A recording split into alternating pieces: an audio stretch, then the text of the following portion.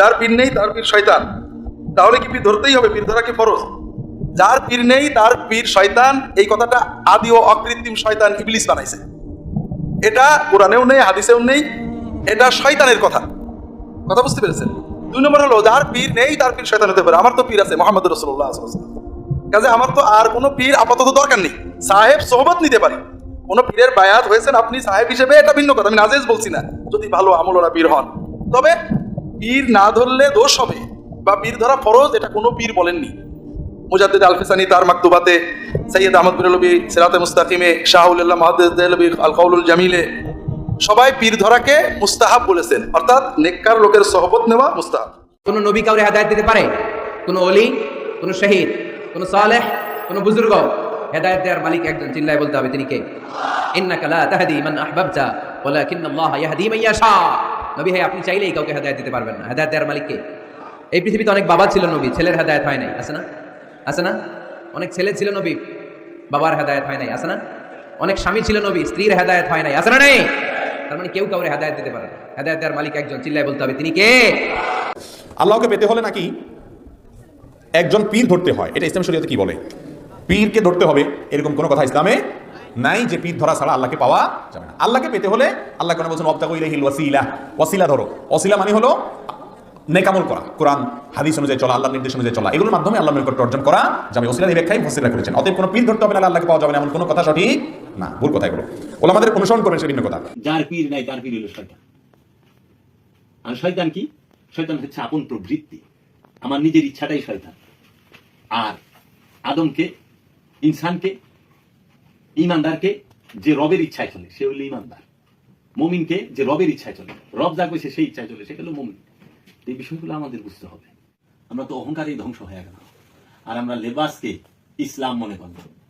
আমরা এখন পোশাককে ইসলাম বানাইছি, আমরা কিন্তু আদর্শকে ইসলাম বলি না, আমরা পোশাককে ইসলাম করি। দাড়ি নাই মানে ভালো মানুষ না, ছি ছি ছি। দাড়ি তো লেবাস। ভালো তো তোর স্বভাবের মধ্যে থাকে, ভালো তো কি দাড়ির মধ্যে থাকে? যদি ভালো তো দাড়ির মধ্যে থাকতো, আবু জাহেল সবচেয়ে ভালো হইতো, কারণ সবচেয়ে বড় দাড়ি ছিল আবু জাহিলের, সবচেয়ে বড় দাড়ি ছিল আবু লাহাবের, সবচেয়ে ভালো দাড়ি ছিল মীর জাফরের, মীর সাদিকের। মীর জাফরের এই দাড়ি ছিল, গাদ্দারিটা তো করছে। লেবাস কখনোই আদর্শ না, আর আদর্শ কখনো লেবাস না। কাজে আমরা এই দয়ালের শিক্ষাটা নিতে পারি না অহংকারের কারণে। পৃথিবীর মধ্যে সবচেয়ে ভয়ানক কাজ কি? একটা, সেটা হলো নীরব থাকা। মানুষ পৃথিবীতে একটা জিনিসকে সবচেয়ে বেশি ভয় পায়, সেটা কি? নীরব থাকতে। পৃথিবীতে ব্যস্ত থাকার জন্য অনেক কিছু আবিষ্কার করছে বিজ্ঞান, কিন্তু নীরব থাকার জন্য বিজ্ঞান এখন পর্যন্ত কিছু আবিষ্কার করতে পারে না। আমরা মোবাইল ছাড়া থাকতে পারি না, কারণ মোবাইল থাকলে আমরা নীরব থাকি না। কত কিছু দেখতেছি, ফেসবুক, ইউটিউবে, গান বাজনা, টিভি ব্যস্ততার লেখা, গাড়ি ব্যস্ততার লেখা, সবকিছু ব্যস্ত। কম্পিউটার, টিভি, নেট যা আসে, ইউটিউব, ফেসবুক, ভাইবার, টুইটার, এই ইনস্টাগ্রাম, সব ব্যস্ত থাকার লেগে। নীরব থাকার লেগে কি আছে? এর লেগে মানুষ নীরবতাকে ভয় পায়। বাবা জাহাঙ্গীর বলছে পীর ধরা শিরক, কিন্তু এটাই শেষ শিরক। তুমি যদি এই শিরকটা না করো, তাহলে তুমি শিরকের ভিতরে ডুবে গেছো। শুধু শিরক করো না, শিরকের ডুবে গেছো, কারণ দুই থাকাই শিরক। সেই দুইটা কি? বাহিরে না, বাহিরের দুই না, ভেতরগত দুই। ভেতরগত দুই কি? এই দেহের ভিতরে নফস আছে, এই দেহের ভিতরে খান্নাস রূপী শয়তান আছে। এই নফস আর খান্নাস মিলে হয়ে রয়েছে দুই। এর লেগে আল্লাহ কোরআনে অসংখ্যবার এই উপদেশ দিচ্ছে যে তোমরা খান্নাস মুক্ত হও, মানে নফস একা হও। নফস তুমি আর খান্নাস মিলে রয়েছে দুই, অপবিত্র, শিরকে ডুবে রয়েছে। এর লেগে কোরআনে আল্লাহ বলছে যে আল্লাহ সমস্ত গুনাহ মাফ করবো, কিন্তু শিরকের গুনাহ মাফ করবো না। শিরক হচ্ছে সবচেয়ে বড় গুনাহ। সেটা কি? নফসের সাথে কামনা থাকা হচ্ছে সবচেয়ে বড় পাপ। আর ওখানে মোল্লারা বানাইছে হইলো যে মাজারে সেজদা দিলে এলো সবচেয়ে বড় পাপ, মায়ের পায়ের তলে সেজদা দিলে, মার বাপের পায়ে সালাম করলে শিরক, এটা করলে শিরক, ওইটা করলে, আসলে এই বাইরে শিরক না। নফসের সাথে শয়তান থাকা মানেই হচ্ছে শিরক। এই শিরক থেকে মুক্ত হইতে হবে। এই শিরক মুক্ত হওয়ার জন্য কি করতে হবে? যে মৃত্যু ঘটাইতে হবে। সেই মৃত্যুটা কিসের?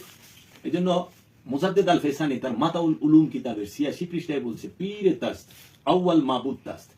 পীরে তাস্ত, তোমার পীর তোমার প্রথম মাবুদ, আখের মাবুদ বলে নাই। এই পীরটাকে তুমি ধরো। বাবা জাহাঙ্গীর বলতেছে আরো আগে যে পীর ধরাও শিরক, কিন্তু এইটাই শেষ শিরক, এরপর আর শিরক নাই। আর এই শিরক যদি তুমি না করো, তাহলে তুমি শিরকে ডুবে গেছো। এখন মৃত্যু দুই প্রকার, একটা হলো দেহের মৃত্যু, আরেকটা হলো আমিত্বের মরণ, যেটাকে বিবর্তন বলা হয়। এখন দেহের মৃত্যু অনেকবার হয়, আমরা অনেক দেহ ধারণ করি, অনেক প্রকার দেহ ধারণ করছি, কিন্তু আমিত্বের মৃত্যু একবার হয়।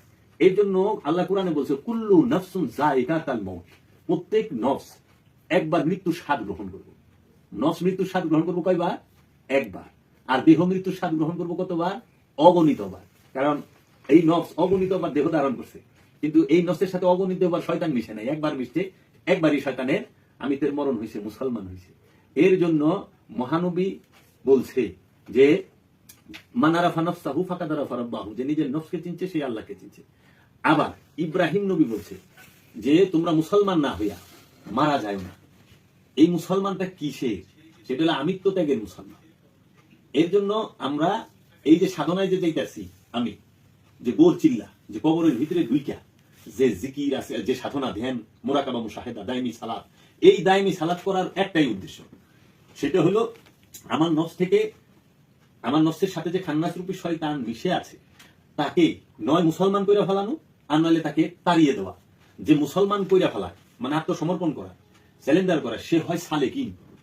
আর যে নাকি একেবারে শয়তান রে মুসলমান তো করে এবং ভিতর থেকে একদম বাইর করে দেয়, নফসের থেকে তাড়ায় দেয়, সে হয়ে যায় মজজুম। তখন সে আসলে কাপড় রাখে না, সে উলঙ্গ হয়ে যায়। মানে এই দুনিয়ার কাপড়, দুনিয়ার পর্দা, তার মধ্যে দুনিয়া এই কাপড় নামক যে পর্দা, এইটা না, দেহের পর্দা সে আর করে না। সে তখন তাকওয়ার পর্দা, তার মধ্যে সে কারো দিকে তাকাই না। আর আমরা দেহের পর্দা, কাপড়ের পর্দা করি, কিন্তু আমাদের ভেতর ভরা মানুষকে দেখে নোংরামি আছে। আর উনি দেখেন গা দেহের কোনো পর্দাই নাই, কাপড়ই নাই, কিন্তু সে কারো দিকে তাকায়ও না, তার কোনো কামনাও নেই। কোনো পাগলরে দেখবেন না তার যৌন চাহিদা আছে, কোনো আল্লাহর পাগলরে দেখবেন না, কোনো উলিরে যারা মজ্জুব হালে রাস্তাঘাটে ল্যাংটা খাড়া দিচ্ছে নেই, কিন্তু তারে দেখে এই শয়তান যুক্ত নফস, এই যে গোড়ার দল, মোল্লার দল, তারা টিটকারির কথা কয়, আরে তোর থেকে তুই যে সাদা কাপড়ে ঢেকে রইছ, ভিতরে একটা হায়না বইয়া রইছে, আর উনি যে কাপড় সারা উলঙ্গ হয়ে দাঁড়ায় রয়েছে, উনার ভিতরে নূর আর নূর উদ্ভাসিত হচ্ছে। এখানেই তফাৎ। এই কামনা তাড়ানোর জন্যই দায়মি সালাত করতে হয়। আর যে শয়তান তাড়াইতে পারে সেই মুসলমান। যার মধ্যে শয়তান আছে সে কখনোই মুসলমান না। এর লেগে কাপড়ে শয়তান নাই, এই পোশাকে শয়তান নাই, আছে শয়তান আমার মনে, দেহেও শয়তান নাই। তাহলে এই কাপড় মুসলমান, তৌহিদে বাস করে, এই দেহ মুসলমান, কারণ দেহে শয়তান নাই, এই দেহ মুসলমান। খালি আমার মনটা মুসলমান না। শয়তান বাস করে হইলেও মানুষের কলবে, কলব মুসলমান না, মন মুসলমান না, দেহ মুসলমান। এই জন্য গাছ পালা, তরুলতা, পাহাড়, সাগর, নদী, নালা, পশু পাখি, ফেরেশতা, যাহা কিছু আছে সমস্ত কিছু মুসলমান। শুধু মুসলমান নয়, হলো জিন, ইনসানের অন্তর, ইনসানের কলব, এই ইনসানের অন্তরকেই মুসলমান করতে দিয়েছে। এর জন্য ওই যে হাদিস শরীফে বলছে এবং কোরআনেও বলা হয়েছে যে মানুষের দেহের মধ্যে এক টুকরা মাংস আছে, সেটার নাম হলো কলব। এই কলবটা যদি পরিষ্কার হয় পুরো দেহটাই পরিষ্কার, আর কলবটা যদি অপরিষ্কার হয় পুরো দেহটাই নাপাক।